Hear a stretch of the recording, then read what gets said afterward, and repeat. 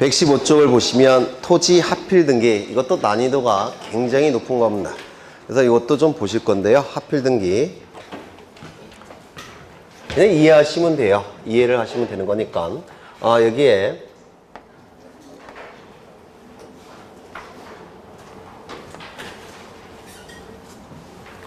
여기 두 필지 토지가 있더라는 겁니다. 두 필지 토지가 이렇게 두 필지 토지가 존재해요. 여기는 예를 든다면 100번지 토지고 101번지 토지인데 여기는 30제곱미터, 여기는 70제곱미터입니다. 소유자는 둘 다 갑, 여기도 소유자가 갑입니다. 갑이 요 101번지 토지를 을에게 소유권을 이전 등기시키면, 소유권 이전 등기가 이루어지면 요 부분은 이제 누구 소유입니까? 을 소유죠. 맞습니까? 그러면 이때 이 갑은 요 토지를 하필할 수 있겠습니까? 갑과 을은? 없겠죠. 왜요? 소유권은 부동산 일부에 존재할 수가 없기 때문에 그렇습니다. 이거 맞습니까? 그렇죠. 그러면 만약에 을에게 지상권 등기를 해준다든지 또는 지역권 등기를 해준다든지, 물론 이 지역권 등기는 승역지를 얘기하는 겁니다. 승역지 또는 지상권, 지역권, 전세권 등기를 해준다든지 또는 임차권 등기를 해준다면 이때 을의 이러한 용익적 권리는 요 부동산에 존재하는 거죠. 맞습니까? 그러면 요 갑은 두 필지 토지 소유자니까 합필을 할 수 있겠습니까? 없겠습니까? 있죠. 이유는 요 등기는 부동산 일부에도 존재할 수 있는 등기이기 때문에 그렇습니다. 맞습니까? 네. 그렇죠. 그러면 이건 어떨까요? 을에게 저당권 등기를 해준다든지 또는 소유권 이전에 가등기를 해준다든지 또는 환매 등기를 해준다든지 또는 가압류 가처분 같은 처분 제한 등기가 을의 이름으로 되어 있다면 또는 아이고 칸이 모자른데 어떡하지? 네, 지역권 등기인데 유역지에 대한 지역권 등기가 되어 있다면 이때 합필할 수 있겠습니까? 없어요. 왜요? 이건 전부 다 궁극적으로는 무슨 등기가 뒤따릅니까? 소유권 등기가 뒤따르기 때문에 그래요. 이 저당권 등기는 피담보 채권이 변제되지 않으면 저당권자는 저당권 실행하죠. 저당권 실행한다는 얘기는 경매 절차로 넘긴다는 뜻이에요. 따라서 저당권 등기 다음에는 경락인 명의로 소유권 이전 등기가 뒤에 뒤따릅니다. 따라서 이 소유권 이전 등기의 가능성이 있기 때문에 이거는 한 필지 일부에 이 저당권 등기는 존재할 수가 없어요. 이것도 마찬가지죠. 소유권 이전의 가등기 이후에는 소유권 이전의 본등기가 나타나죠. 따라서 본등기가 뒤따르니까 이것도 한 필지 일부에는 존재할 수가 없습니다. 환매 등기 실행이 되면 나중에 환매권자 이름으로 소유권 이전 등기가 뒤따릅니다. 따라서 부동산 일부에 대한 소유권 이전 등기는 허용되지 않으니까 환매 등기도 허용할 수 없습니다. 아까 보신 가압류 가처분 등기 다음에도 소유권 이전 등기가 뒤따른다고 했죠. 따라서 이건 전부 다 소유권 이전 등기가 뒤따르는 등기이기 때문에 이 부동산에 대해서는 합필할 수가 없습니다. 이거 이해가 되실까요? 이걸 뭐라고 부르냐면 합필 제한 사유라고 얘기합니다. 합필 제한 사유. 이건 어떨까요? 요역지는 부동산 일부에 요역지는 부동산 일부가 될 수 없죠. 그런데 합필을 하게 되면 일부가 돼버려요. 따라서 이것도 합필을 허용하지 않습니다. 이를 합필 제한 사유라고 얘기합니다. 합필 제한 사유. 이거 이해가 되실까요? 그러면 시간이 이렇게 흘러갑니다.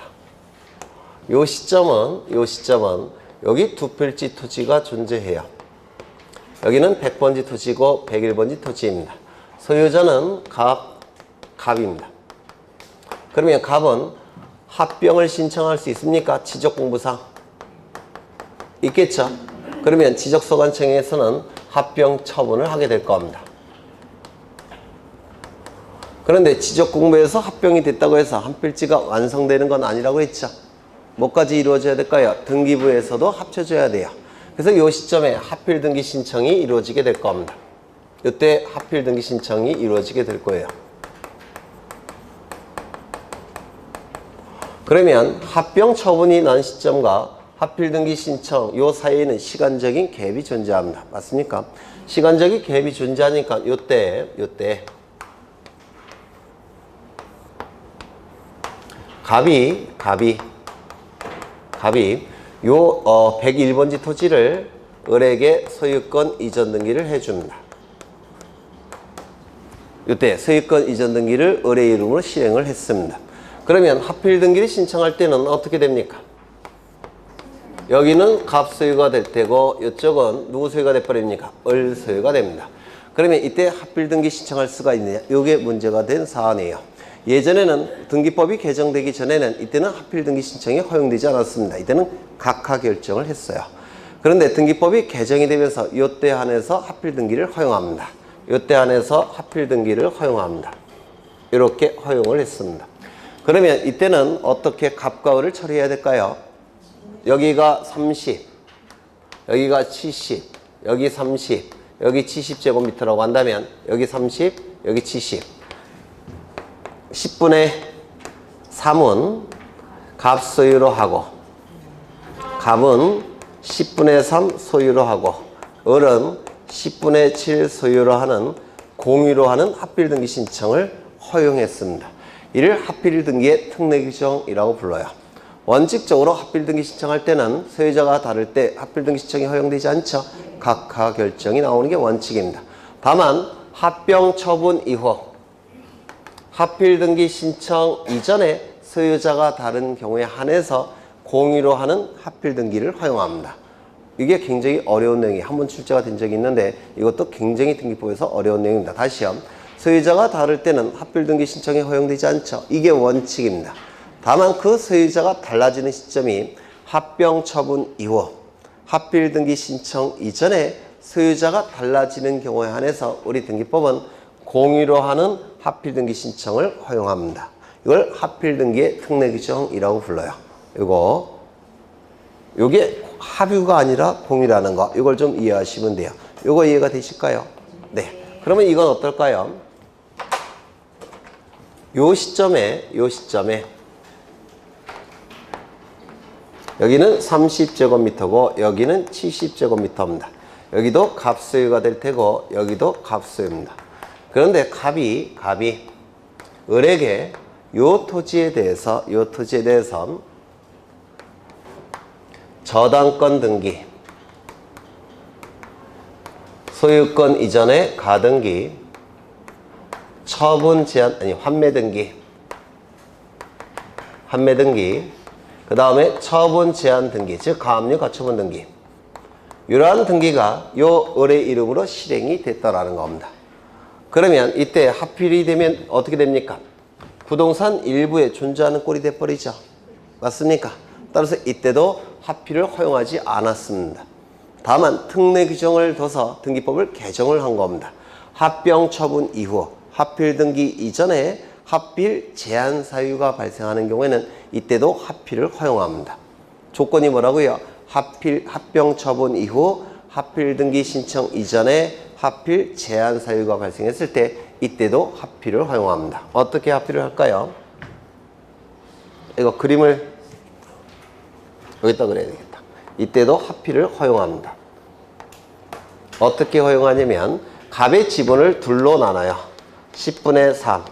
그 다음에 갑의 지분 10분의 7. 여기 여전히 을은 저당권 소유권 이전의 가등기, 환매 등기, 처분 제한 등기를 취득했을 뿐이 소유자는 누굽니까? 여전히 갑이죠. 그래서 10분의 3 깨끗한 부동산 10분의 3. 합필 제한 사유가 설정된 부동산 10분의 7. 이렇게 둘로 나눕니다. 둘로 나눠서 요 을의 이러한 권리는 여기에 설정된 것으로 간주하는 겁니다. 이거 되셨을까요? 이렇게 하고 공유로 하는 합필 등기를 허용하게 됩니다. 이것도 원칙은 허용될 수가 없어요. 왜? 합필 제한 사유니까. 다만 예외적으로 허용하겠다는 겁니다. 그 예외적인 요건이 뭘까요? 합병 처분 이후 합필 등기 신청 이전에 합필 제한 사유가 발생했을 때 공유로 하는 합필 지분에 대한 제한 사유로 보겠다는 겁니다. 요거 이해가 되실까요? 안 되실 것 같은데 너무 어려운 거라서. 네. 한번 보죠. 네, 책을 보겠습니다. 115쪽을 보시면 토지 합필 등기 나와 있고요. 첫 번째 소유권, 지상권, 전세권, 임차권, 승역지에 관하여 하는 지역권 등기. 요 등기가 두 필지 중에서 한 필지에 되어 있다면 이 두 필지를 합필할 수 있습니까? 없습니까? 여기 지역권의 등기 여기까지. 이때는 합필이 허용하죠. 허용되죠. 왜? 부동산 일부에 존재할 수 있는 등기니까. 맞습니까? 그런데 이러한 등기 이외의 권리에 관한 등기가 있을 때는 합필을 허용합니까? 허용하지 않습니까? 다시요. 잘 읽어보셔야 돼요. 소유권, 지상권, 전세권, 임차권, 승역지에 관하여 하는 지역권 등기가 합필 대상 토지 일부 토지에 대해서 되어 있다면 합필 허용됩니까? 합필이 허용이 됩니다. 지상권, 지역권, 전세권, 임차권, 부동산 일부에 존재하는 권리들이잖아요. 따라서 이러한 등기가 합필 대상 토지 일부에 존재한다면 합필 허용하는데 문제가 없습니다. 소유권이 있을 때도 합필 허용돼요. 왜? 소유자가 똑같다면. 그때는 합필 허용하죠. 그런데 이러한 등기 이외의 권리에 관한 등기가 있는 토지는 합필을 허용할 수 있습니까? 그 이외의 등기가 뭡니까? 저당권 등기, 소유권 이전의 가등기, 환매 등기, 처분 제한 등기. 이러한 등기가 있을 때는 합필이 허용됩니까? 안 됩니까? 안 될 겁니다. 요거 이해가 되실까요? 네. 그러나 모든 토지에 대하여 등기원인 연월일 접수번호가 동일한 저당권에 관한 등기가 있는 경우에는 합필의 등기를 할 수 있다. 이거 합병에서 보셨죠? 네, 이거 한 번 더 보겠습니다. 여기 두 필지 토지가 존재하더라는 겁니다. 요거는 7억짜리 부동산이고 요건 3억짜리 부동산이에요. 소유자는 갑, 소유자는 갑입니다. 갑이 을로부터 10억 원을 빌립니다. 그냥 빌려주진 않을 겁니다. 담보를 요구할 거예요. 그래서 갑은 을에게 저당권을 설정해서 담보를 요구할 겁니다. 그러면 을은 10억 원 빌려줄까요? 안 빌려줄까요? 네? 빌려줄까요? 안 빌려줄까요? 요거는 7억짜리고 3억짜리죠. 그러면 10억을 빌려가고 담보는 7억짜리 제공한다면 요 돈 빌려줘요? 안 빌려줘요? 안 빌려주죠. 그래서 여기에 대한 담보도 요구할 겁니다. 이렇게. 그러면 을은 두 가지 권리를 취득해요. 여기도 10억에 대해서 저당권 등기. 이렇게 등기를 할 겁니다. 이걸 뭐라고 얘기합니까? 공동저당이라고 불러요. 공동저당. 만약에 등기부에 이렇게 등기가 됐다면 이거는 공동저당이 아니에요. 이건 일반 저당권 두 개가 존재하는 겁니다. 그래서 공동저당권의 개념은 하나의 피담보 채권을 담보하기 위해서 수개의 부동산에 설정된 저당권. 이를 공동저당이라고 부르고 저당권을 기준으로 판단하니까 부동산 개수만큼 저당권이 존재하는 겁니다. 부동산 개수만큼. 그래서 이게 공동저당이고 이건 일반 저당권 두 개가 존재하는 겁니다. 비슷해요? 달라요? 다르죠? 여기는 피담보 채권이 어떻습니까? 똑같아요. 이게 뭐라고요? 공동저당. 그렇죠. 이거는 피담보 채권이 다르니까 이건 일반 저당권 두 개가 있는 겁니다. 민법에서 하실 거예요. 그렇죠. 이때 요 저당권 설정 계약을 뭐라고 얘기합니까? 등기원인이라고 불러요. 그렇죠. 저당권 설정 계약 플러스 저당권 설정 등기. 그래야지만 저당권 발생하겠죠. 이때 이 저당권 설정 계약을 등기원인이라고 부르고요. 그 다음에 저당권 계약 체결 날짜, 그걸 뭐라고 부릅니까? 등기원인 날짜 이렇게 부를 겁니다. 그 연월일. 그리고 요 등기가 동시에 신청이 됐다면 접수번호 어떨까요? 같겠죠? 요때 요것이 동일하더라는 겁니다. 이걸 뭘 의미하느냐면 요것이 동일하다는 얘기는 무슨 뜻이에요? 등기원인이 동일하다는 얘기는 이건 공동저당이라는 뜻이에요. 여기에 등기원인이 같다는 건 공동저당이라는 뜻이고요. 그 다음에 요 두 가지가 같다는 얘기는 창설적이라고 얘기합니다. 그래서 이 창설적이라는 것은 요게 동시에 신청이 될 때를 창설적 공동저당이라고 부르고 요게 먼저 이루어지고 이거 나중에 이루어지면 나중에 이루어진 것을 추가적 공동저당이라고 불러요. 그래서 공동저당은 두 가지가 있습니다. 창설적 공동저당, 추가적 공동저당. 이게 동시에 설정이 된다면 창설적. 하나가 먼저 이루어지고 나중에 이루어진다면 나중에 이루어진 것을 추가적 공동저당이라고 불러요. 이때 이 등기원인 연일 접수번호가 동일하다는 것을 창설적 공동저당이라고 부르는데 이때는 두 필지 토지를 합칠 수 있을까요? 없을까요? 있겠죠. 그러면 두 필지가 합쳐지면 이게 얼마가 돼버립니까? 10억 원짜리 부동산이 돼버립니다. 맞습니까? 그 다음에 이 의뢰 저당권은 10억 원짜리 부동산에 대해서 10억 원의 피담보 채권의 저당권 등기로 간주해버리면 되죠. 따라서 이때는 합병하는데 전혀 문제가 없습니다. 창설적 공동저당의 경우에는 합병하는데 문제가 없어요. 그런데 만약에 이게 먼저 이루어졌고 이게 나중에 이루어졌다면 이걸 뭐라고 불렀습니까? 추가적 공동저당이라고 불렀죠. 그런데 이 추가적 공동저당의 경우 합병을 하게 되면 법적 분쟁이 발생할 수가 있어요. 뭐냐면 지금 이게 먼저 설정이 됐으니까 여기에 1순위자는 누굽니까? 을이 되겠죠. 예를 든다면 을이 1순위자, 그 다음에 병이 2순위자, 이렇게 병이 둘이 존재할 수가 있습니다. 1순위자, 2순위자. 그렇죠. 그 다음에 이건 나중에 설정이 됐으니까 여기에 정이 있을 수가 있죠. 얘가 1순위자, 그 다음에 얘는 2순위자. 이럴 수도 있죠. 추가적 공동저당은. 이거 이해가 되실까요? 이게 어려운가? 이거 빼버려도 되는데. 7억 원짜리 부동산에 대해서 을이 1순위 저당권인데 4억 원짜리 부동산에 대해서 을이 2순위 저당권이라는 겁니다. 이게 바로 추가적 공동저당이에요. 이 상태에서 합병을 하면 어떻게 되겠습니까? 안 되죠. 누구 때문에? 정 때문에. 그래서 추가적 공동저당의 경우에는 합병할 수가 없습니다. 창설적 공동저당의 경우만 합병이 가능하게 돼요. 이거 이해가 되실까요? 네. 이때는 합병이 가능하답니다. 그래서 등기원인 연월일 접수번호가 동일한 저당권, 이를 창설적 공동저당이라고 불러요. 이때는 합병하는데 전혀 문제가 없습니다. 10억 원짜리 빌려준 것이고 10억 원에 대한 담보를 제공받았으니까 합병하는데 문제가 나타나지 않습니다. 이해가 되실까요? 네. 넘어가겠습니다.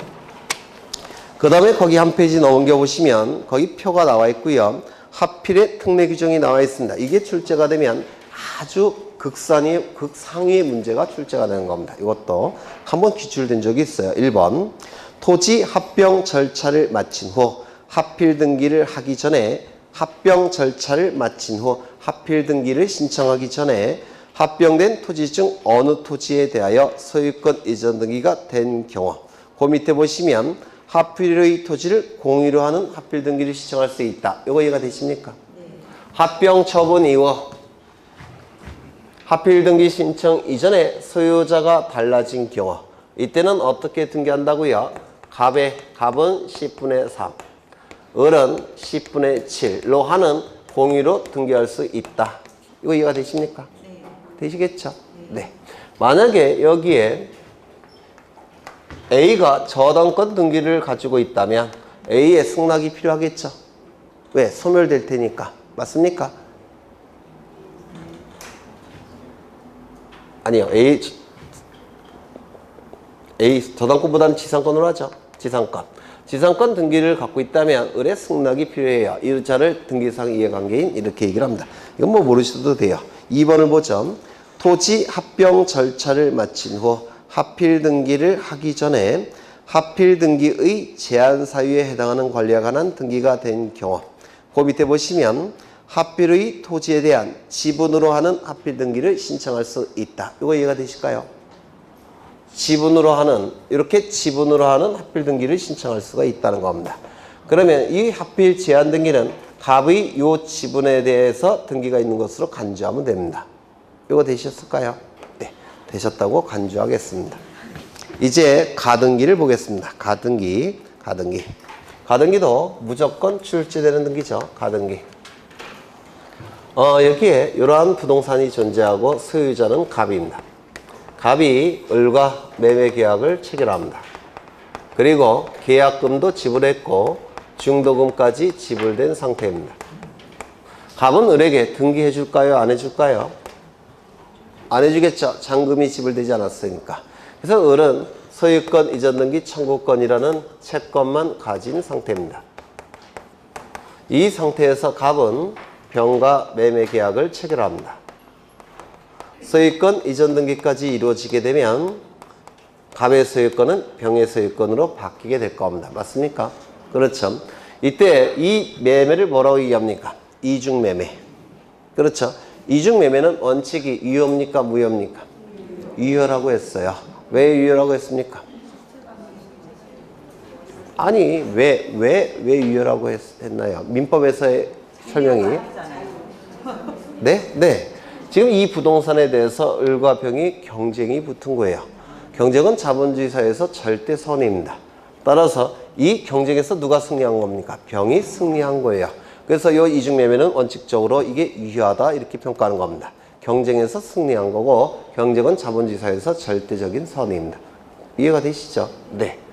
그런데 만약에 이 매매에 대해서 병이 갑에게 요청한다든지 또는 적극적으로 뭐라 그러나 가담을 했다면, 요청이라는 것은 민법에서 쓰는 용어예요. 요청을 하게 되면 형법상 적극 가담이 돼서 배임죄가 성립이 돼요.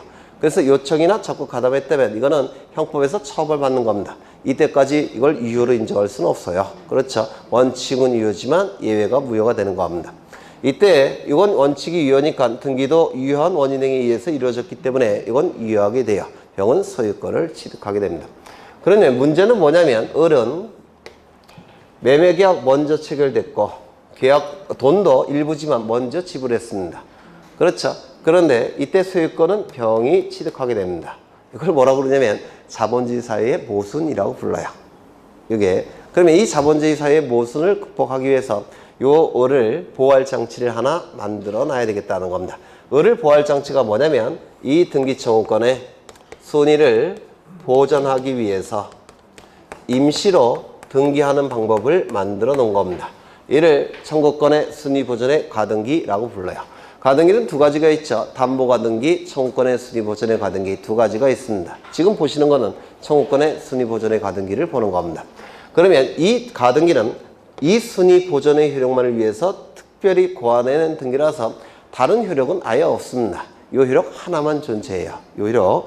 나중에 이제 돈을 다 지불하고 본래의 등기를 하게 될 겁니다. 본래의 등기를 하게 되면 본래의 등기 시점에 소유권을 취득합니다. 즉 물권 변동의 효력은 언제 나타납니까? 본등기 시점에 나타나게 됩니다. 이게 민법에서 단골로 출제되는 거죠. 본등기 시점에 물권 변동의 효력이 나타나는 겁니다. 여기에는 물권 변동의 효력이 나타날 수가 없어요. 왜 그럴까요? 네? 이 가등기는 순위 보존의 효력 하나만 존재합니다. 물권 변동의 효력이 가등기에는 아예 없어요. 그렇죠? 따라서 이 가등기 시점에 물권 변동의 효력을 인정할 수는 아예 없습니다. 효력이 이거 하나밖에 없으니까. 그래서 물권 변동의 효력은 본등기 시점에 나타나게 됩니다. 다만 가등기를 통해서 순위가 보존되어 있는 상태니까 이 가등기 시점을 기준으로 순위가 결정이 됩니다. 이게 민법에서 단골로 출제되는 거죠.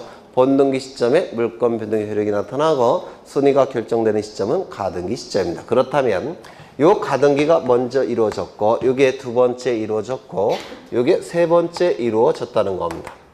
그러면 이 가등기 시점을 기준으로 병가의 순위를 결정하고 있기 때문에 마치 을이 먼저 소유권을 취득한 것과 같은 결과가 나타납니다.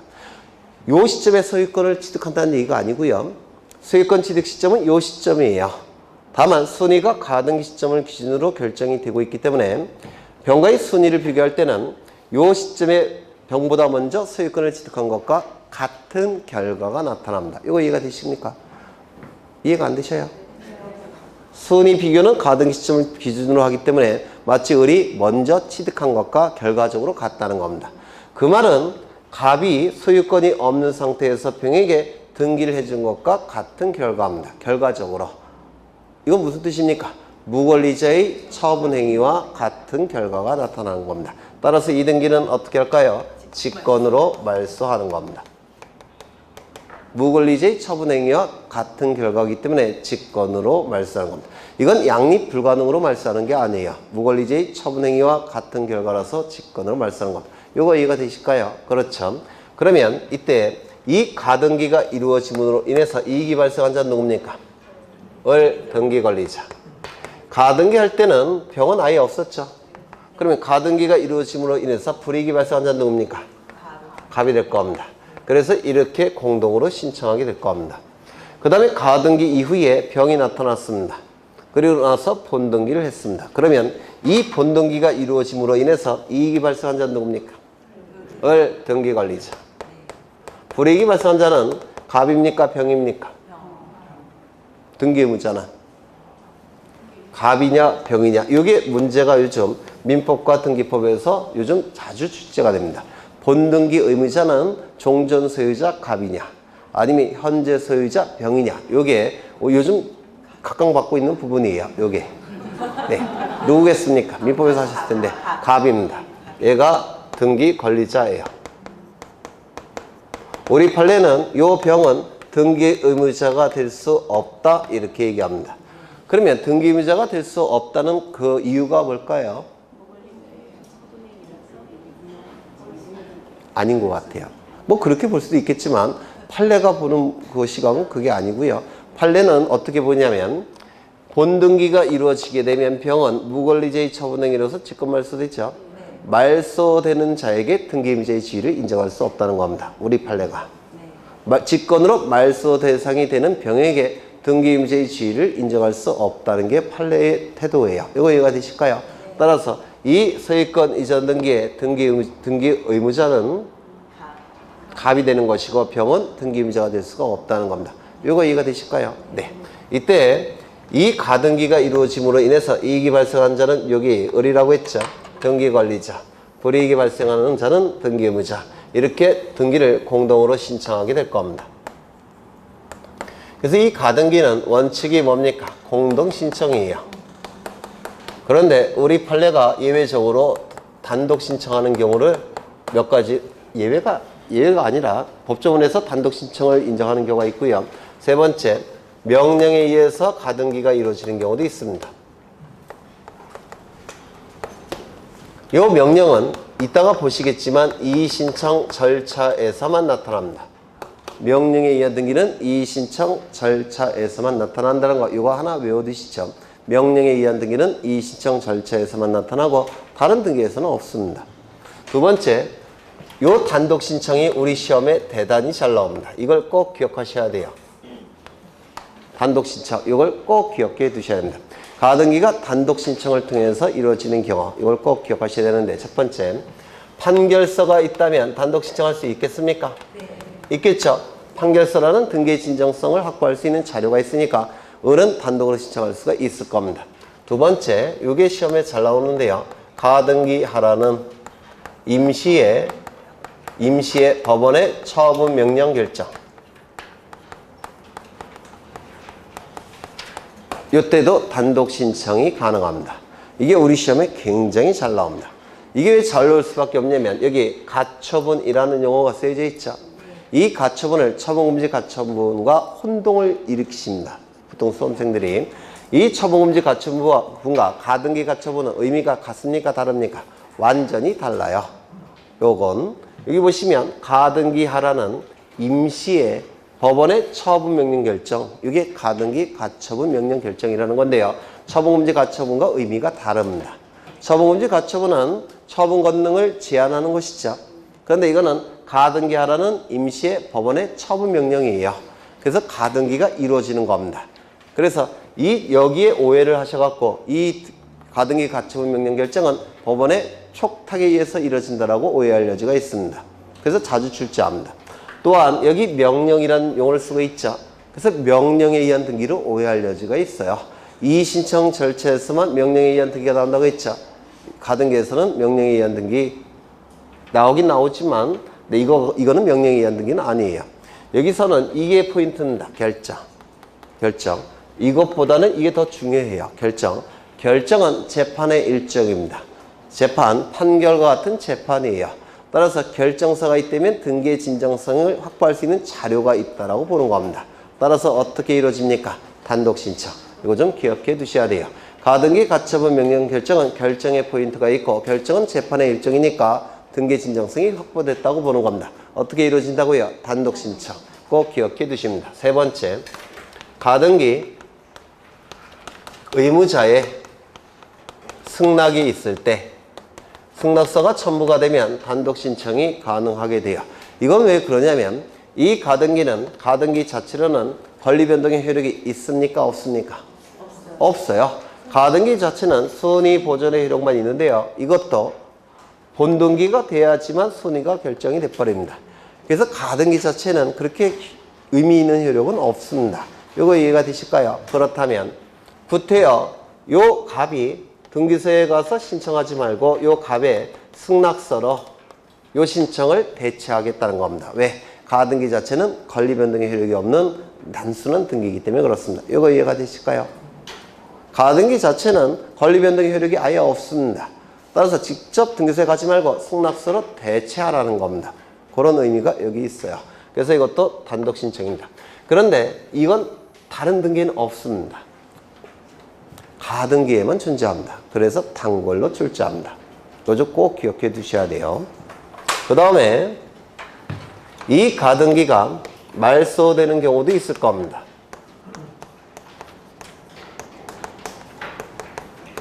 이 가등기가 말소됨으로 인해서 불이익이 발생한 자는 누구겠습니까?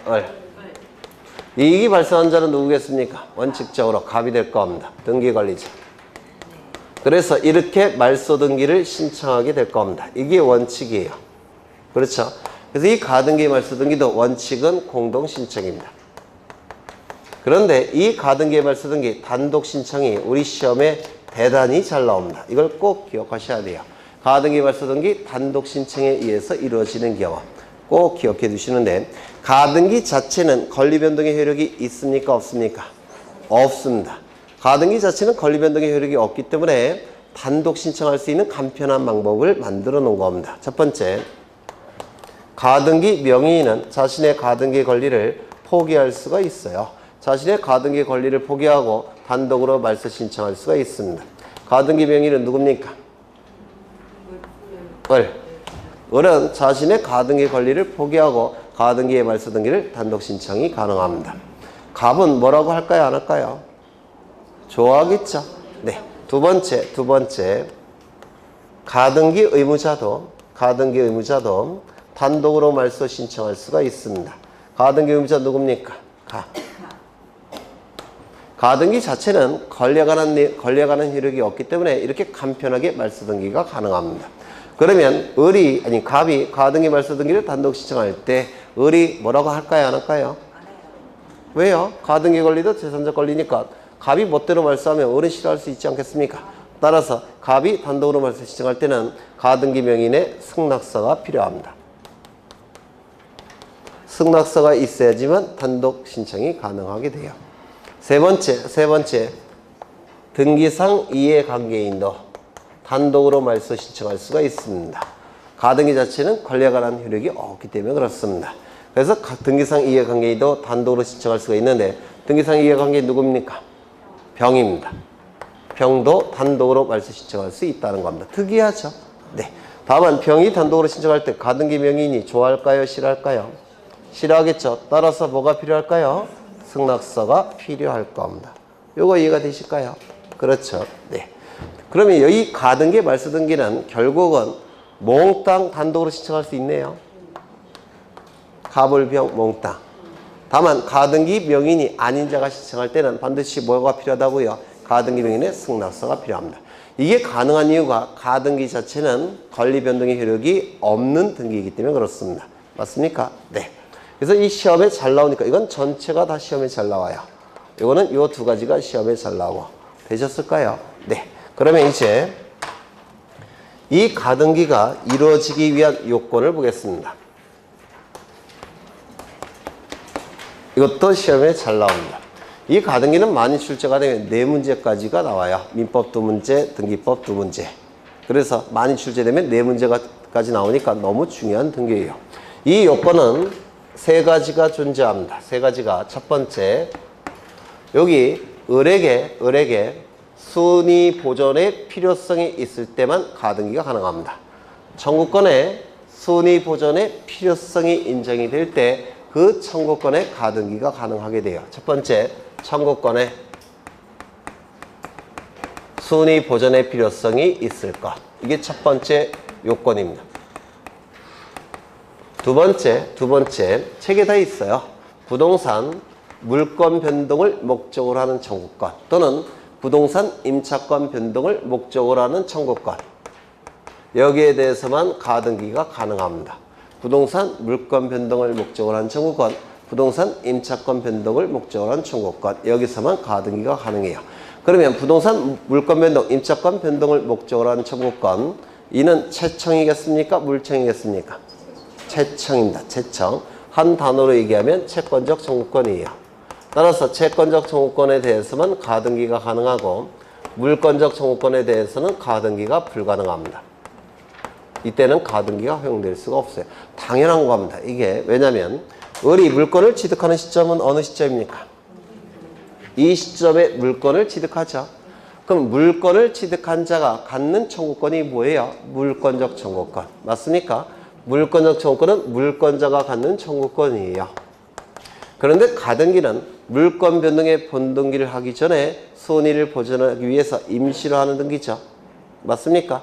그러면 이 가등기는 물권 취득 이전에 하는 등기니까 물권 변동의 본등기 이전의 청구권, 그 청구권에 대해서 가등기가 가능한 겁니다. 그래서 이때 나타난 청구권이 뭐겠습니까? 채권적 청구권이에요. 채권적 청구권에 대해서 가등기가 가능한 겁니다.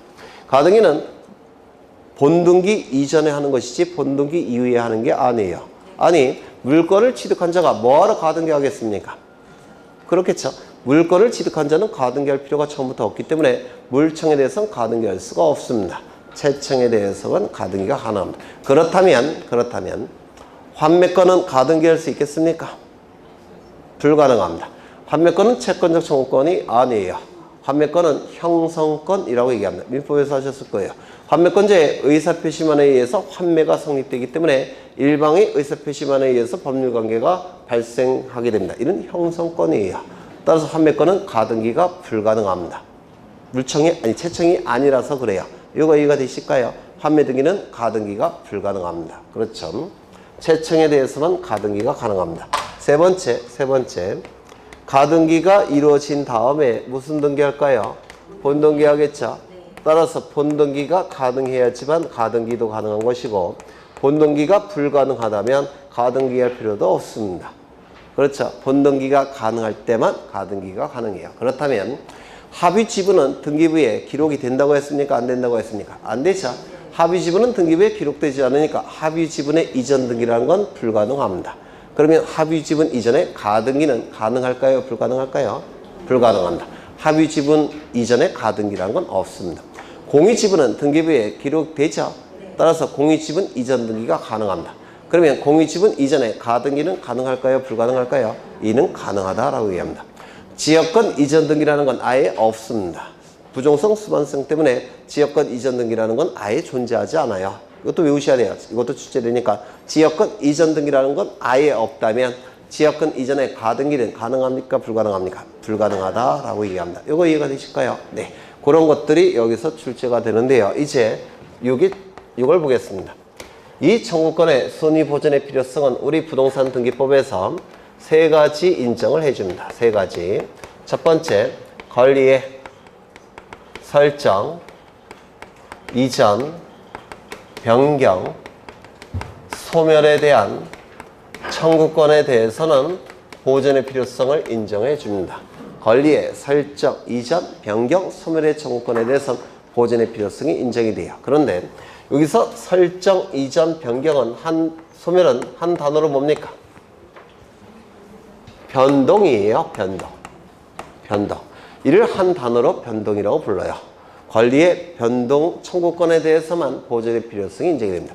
이 가등기는 권리 변동의 본등기를 하기 전에 순위를 보전하기 위해서 임시로 한 등기가 뭡니까? 가등기죠. 권리 변동의 본등기를 하기 전에 순위를 보전하기 위해서 임시로 한 등기가 가등기예요. 즉 권리 변동의 등기에 대해서만 순위 보전의 필요성을 인정해 주는 겁니다. 권리 변동의 등기가 아닌 등기는 보전의 필요성을 인정할 필요가 없다는 겁니다. 이거 이해가 되십니까? 다시요. 권리 변동의 본등기를 하기 전에 순위를 보전하기 위해서 임시로 하는 등기가 가등기예요. 즉 권리 변동 등기에 대해서만 순위를 보전할 필요성이 있다는 겁니다. 권리 변동 등기가 아닌 등기는 순위 보전의 필요성이 처음부터 인정될 수가 없습니다. 이거 이해가 되실까요? 그럼 여기서 뭘 첫 번째 알 수가 있냐면 권리 변동 청구권에 대한 등기에서만 등기가 가능하다는 건데요. 권리에 관한 등기에서만 등기가 가능해요. 그렇다면 표제부는 권리에 관한 내용이 기록되어 있습니까? 기록되어 있지 않습니까? 없어요. 표제부 등기는 등기가 불가능합니다. 이거 이해가 되실까요? 두 번째, 우리 민법에서는 권리 변동을 뭐라고 얘기하느냐면 권리의 발생, 변경, 소멸이라고 얘기합니다. 맞습니까? 권리의 발생, 변경, 소멸을 우리 민법에서는 권리 변동이라고 불러요. 그런데 우리 등기법에서는 요 변동의 개념을 좀 더 확장을 시킵니다. 그래서 좀 더 확장된 내용에 대해서 등기가 가능하다고 보고 있어요. 그럼 우리 등기법에서 얘기한 거, 등기가 가능한 건 뭐냐면 보전, 설정, 이전, 변경, 소멸, 그 다음에 처분 제한. 그래서 이 권리에 관한 내용을 좀 더 확장해서 이러한 것들은 다 등기가 가능하다 이렇게 보고 있습니다. 우리 등기법은. 그래서 민법에서 얘기하는 권리 변동보다 우리 등기법은 더 많은 내용을 등기할 수 있다는 겁니다. 여기서 요 네 가지는 권리 변동의 의미를 가지고 있습니다. 그런데 요 두 가지는 권리 변동의 의미가 없어요. 그런데도 불구하고 우리 등기법에서는 요 두 가지도 등기할 수 있다 이렇게 규정을 하고 있는 겁니다. 그래서 민법에서는 권리 변동을 등기할 수 있다 이렇게 돼 있는데 우리 등기법에서는 권리 변동 플러스 알파를 등기할 수 있다 이렇게 규정이 되어 있는 거예요. 이거 이해가 되실까요? 그러면 왜 보전과 처분 제한은 권리 변동과 의미가 다르냐면 이 보전은 존재하는 소유권을 보호한다는 뜻입니다. 그럼 존재하는 소유권을 보호한다는 것이 소유권의 발생, 변경, 소멸과 같은 의미가 있습니까? 이건 권리 변동과 같은 의미가 아니에요. 다른 겁니다. 존재하는 소유권을 보호하는 것, 보전. 권리 변동은 소유권의 발생, 변경, 소멸. 그러면 이게 소유권의 발생, 변경, 소멸과 의미가 같습니까? 달라요. 처분 제한은 소유권 중에서 사용, 수익, 처분 권능이 있죠. 그 처분 권능을 제한한다는 뜻이에요. 그러면 처분 권능을 제한한다는 것과 소유권의 발생, 변경, 소멸과 같은 의미입니까? 아니에요. 이것도 소유권의 발생, 변경, 소멸과 의미가 다릅니다. 소유권의 발생, 변경, 소멸과 같은 의미는 요거예요. 요거. 그러면 이 가등기는 권리 변동의 본등기를 하기 전에 순위를 보존하기 위해서 임시로 하는 등기가 가등기라고 했죠. 그러면 이 본등기 이전에 임시로 하는 게 가등기예요. 이게 권리 변동이니까. 그런데 이거는 권리 변동과 전혀 의미가 다릅니다. 따라서 이 두 개의 등기는 가등기 할 수 있겠습니까? 없습니까? 없어요. 이 두 가지는 권리 변동과 의미가 다르기 때문에 그렇습니다. 이거 이해가 되실까요? 그래서 여기서 두 가지 내용이 도출이 되는데 표제부 등기는 가등기 할 수 없다는 거. 두 번째, 보전 등기와 처분 제한 등기는 가등기 할 수 없다는 게 여기서 도출이 돼요. 이해가 되실까요? 권리 변동 등기에 대해서만 가등기가 가능하다는 겁니다. 보전 등기와 처분 제한 등기는 권리 변동 등기가 아니에요. 따라서 가등기 할 수 없다는 겁니다. 이해가 되실까요? 네. 그 다음에 두 번째,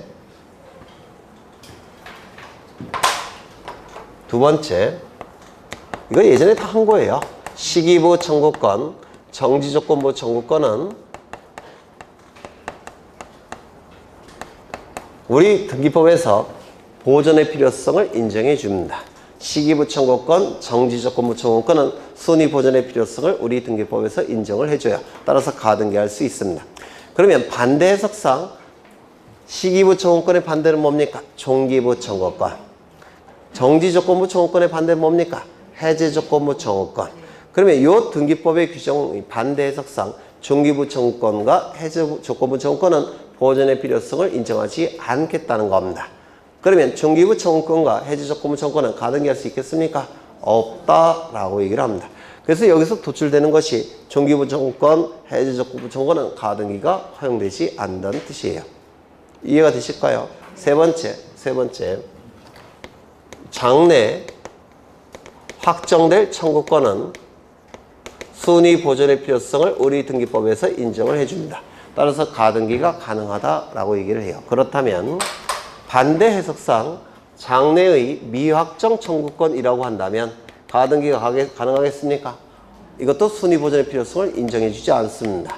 장래 확정될 청구권만 순위 보존의 필요성이 인정이 되니까 장래의 미확정 청구권은 순위 보존의 필요성을 인정해 주지 않아요.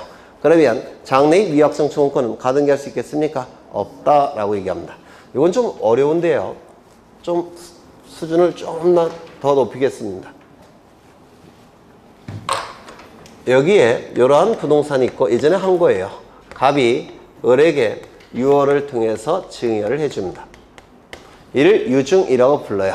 그러면 이 을에게 소유권 이전 등기 청구권이 발생할 텐데 이 소유권 이전 등기 청구권은 현재 발생합니까? 장래에 발생합니까? 장래에 발생하죠. 네. 구체적으로는 원칙은 갑 사망 시에 등기 청구권이 발생할 테고 이 유증에 조건이나 기한이 부과되면 조건 성취 시 기한 도래 시에 등기 청구권의 효력이 발생하죠. 그래서 장래에 발생합니다. 그런데 여기에 만약에 확정이라는 문구가 들어가면 순위 보존의 필요성이 인정되니까 이 등기 청구권은 임시로 등기할 수가 있습니다. 그런데 여기에 미확정이라는 문구가 들어가면 우리 등기법에서 순위 보존의 필요성을 인정하지 않으니까 가등기할 수 있겠습니까? 가등기할 수 없다 이렇게 해석을 할 겁니다. 그렇겠죠? 그런데 여기서 유증은 유언과 증여의 합성행위예요. 유언과 증여의 합성행위인데 여기에 포인트가 있는 겁니다. 그래서 이 유증은 단독행위로 보는 겁니다. 유언 단독행위죠. 증여 계약이죠. 그 두 가지 법률행위의 합성행위가 바로 유증이에요. 그런데 여기에 포인트가 있기 때문에 이걸 단독행위로 봅니다. 이때 이 유언은 이 갑이 이 유언을 언제든지 어떠한 제한도 받지 않고 철회할 수가 있습니다. 우리 민법에 의해서. 철회하는 방법은 기존의 유언장 찢어버리면 철회가 된 겁니다. 아니면 기존의 유언과 다른 내용을 다시 유언을 하게 되면 저촉되는 범위 내에서 철회로 간주해 버립니다. 그래서 어떠한 제한도 받지 않고 언제든지 사망하기 직전에는 무조건 철회가 가능해요. 그렇다면 요 갑이 생존 중이라고 한다면 철회가 가능하죠? 철회가 가능하니까 이는 확정입니까? 미확정입니까? 미확정이에요. 따라서 가등기가 허용되지 않습니다. 만약에 사망했다면, 돌아가셨다면 더 이상 철회가 가능합니까? 철회는 불가능해요. 철회하고 오라고 하늘나라에서 보내주지 않습니다. 그렇죠? 철회가 불가능합니다. 따라서 이는 확정입니까? 미확정입니까? 확정입니다. 이때는 가등기가 가능해요. 여기까지는 여러 번 설명드렸어요. 그렇죠? 그런데 만약에 갑이 을에게 유증을 한 것이 아니라 사인 증여 계약을 갑을 사이에 체결을 했다는 겁니다. 사인 증여. 들어보셨습니까? 민법에서 하셨을 텐데 사인 증여. 사인 증여는 계약인데요. 즉 갑의 의사표시와 을의 의사표시 합치에 의해서 효력이 발생합니다. 사인 증여 계약. 이 사인 증여는 의미가 뭐냐면 사망을 원인으로 해서 효력이 발생하는 증여 계약. 이게 사인 증여예요. 다시요. 사망을 원인으로 해서 효력이 발생하는 증여 계약. 이를 사인 증여 계약이라고 얘기합니다. 그러면 사인 증여 계약이 체결되었으면 을에게는 소유권 이전 등기 청구권이 발생할 텐데 현재에 발생합니까? 장래에 발생합니까? 장래. 갑 사망 시에 발생하겠죠? 갑 사망 시에 발생할 겁니다. 장래에 발생해요. 그런데 이 사인 증여는 계약이에요. 유언이 개입되어 있지 않습니다. 그러면 이거는 갑이 요 자신의 의사표시를 마음대로 철회할 수 있을까요? 없을까요? 계약은 지켜줘야 되죠. 네, 이건 철회가 불가능해요. 이거는 나중에 하자가 있다면 취소는 할 수가 있겠지만 하자가 없는 상태에서 철회는 허용되지 않습니다. 민법에서 하실 거예요. 계약은 지켜줘야 된다. 이게 로마 시대부터의 법원이라고 불러요. 그럼 철회가 불가능합니다. 그러면 이 사인 증여로 인한 등기 청구권은 미확정인 경우가 있을까요? 없을까요? 항상 확정이에요. 철회가 허용되지 않으니까. 따라서 이 항상 확정이 되니까 이 사인 증여로 인한 등기 청구권은 무조건 가등기가 가능합니다.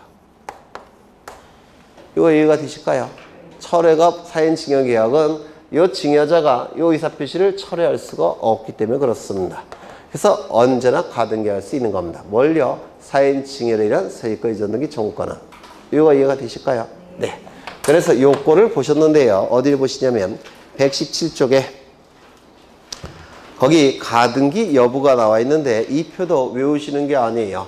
요건 가지고 골라내셔야 됩니다. 이것만 있는 것도 아니고. 그렇죠. 거기 보시면 소유권 보존 등기를 위한 가등기, 가압류 가처분 등기의 가등기 가능합니까? 아까 안 된다고 했잖아요. 정확하게 21초 전에. 그렇죠. 권리 변동 등기에 대해서만 가등기가 가능한 겁니다. 보존 등기는 권리 변동과 관련이 없어요. 처분 제한도 권리 변동과 관련이 없습니다. 가등기는 허용되지 않습니다. 이거 이해가 되실까요? 네. 그 다음에 3번 표제부 등기의 가등기 가능합니까? 허용되지 않을 겁니다. 4번 말소 등기를 위한 가등기.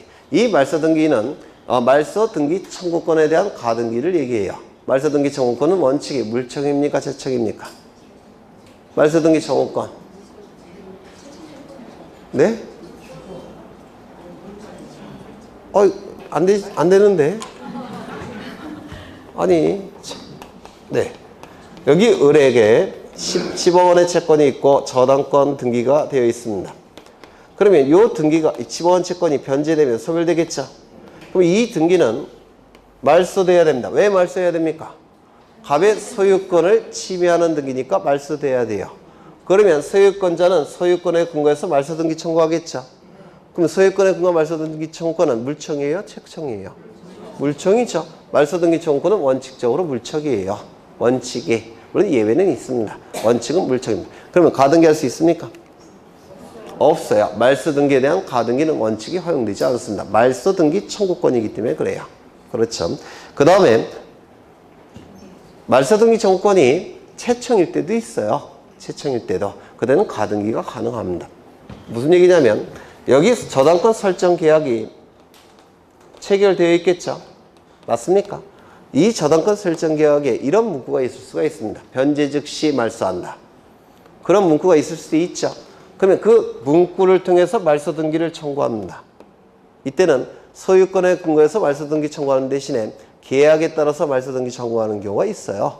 그때는 물청이겠습니까? 채청이겠습니까? 그때는 채청이에요. 그때는 가등기 가능합니다. 요게. 그래서 말소 등기에 대한 가등기는 항상 불가능한 건 아니에요. 물청일 때는 가등기가 허용되지 않지만 채청일 때는 가등기가 허용됩니다. 그 다음에 종기부 해지조건부 권리를 위한 가등기 가능합니까? 안 된다고 했죠? 네. 시기부 정지조건부 청구권은 가등기가 가능합니까? 가능하다고 했습니다. 이제 뭘 보시냐면 넘기겠습니다. 119쪽을 보시면 118쪽을 보시면 가등기 형식이라고 되어 있는데 지워버렸네. 아까 설명드린 여기 이러한 부동산이 있고 소유자가 갑입니다. 갑이 을에게 소유권 이전에 가등기를 합니다. 그리고 나중에 본등기 한다고 했죠. 맞습니까? 그럼 등기부에는 어떻게 하냐면 이렇게 등기를 하게 돼요.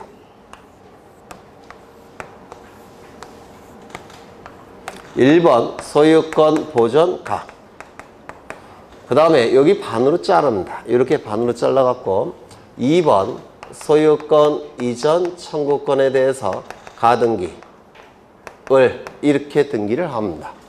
그 다음에 본등기는 어디다 하냐면 여기다가 본등기를 하게 돼요. 소유권 이전 을.